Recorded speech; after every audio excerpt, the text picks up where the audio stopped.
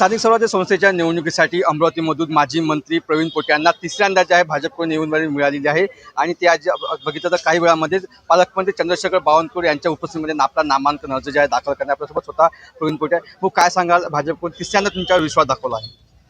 मी सर्वप्रथम देवेंद्रजी फडणवीस साहेब या महाराष्ट्राचे मुख्यमंत्री आणि लाडके नेते यांचं मनापासून अभिनंदन करतो की त्यांनी मला सलग तिसऱ्यांदा उमेदवारी या ठिकाणी दिलेली आहे. त्याचप्रमाणे आमचे प्रदेश अध्यक्ष रवींद्रजी चव्हाण साहेब आणि पालकमंत्री जिल्ह्याचे चंद्रशेखरजी बावनकुळे साहेब यांचंसुद्धा मी मनापासून अभिनंदन करतो की त्यांनी मला विश्वास दाखवला आणि तिसऱ्यांदा सलग उमेदवारी दिलेली आहे.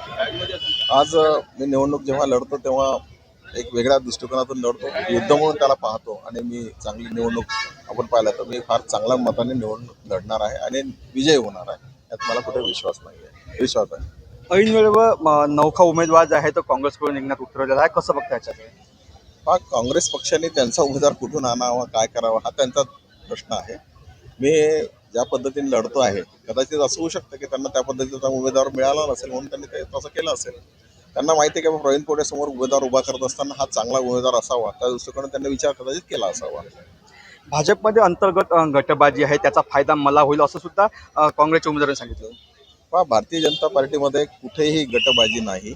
भारतीय जनता पार्टी एक भारतीय जनता पार्टी आहे. भारतीय जनता पार्टीचा पदाधिकारी कार्यकर्ता हा प्रामुख्याने भारतीय जनता पार्टी जेव्हा उभी झाली तर घरच्या भाकरी आणून भारतीय जनता पार्टी उभी केलेली आहे.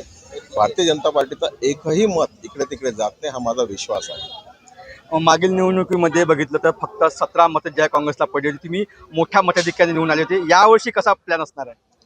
मी 1001% निवडून येणार आहे, याच्यामध्ये कुठेही शंका मनात माझ्या नाही आहे. आणि मी सर्वपक्षीय म्हणून मी काम करतो आहे, कारण कुठल्या पक्षाचे कोण नगरसेवक आहे हा माझा काही त्यांच्याकडे पाहायचा दृष्टिकोन राहत नाही. मी त्याच्या दुःखसुखामध्ये काम करत असतो, त्या दृष्टिकोनातून ते माझ्यासोबत राहत असतात. महाविकास आघाडीचे जे मतदार आहेत ते सुद्धा तुम्हाला मतदान देत होते.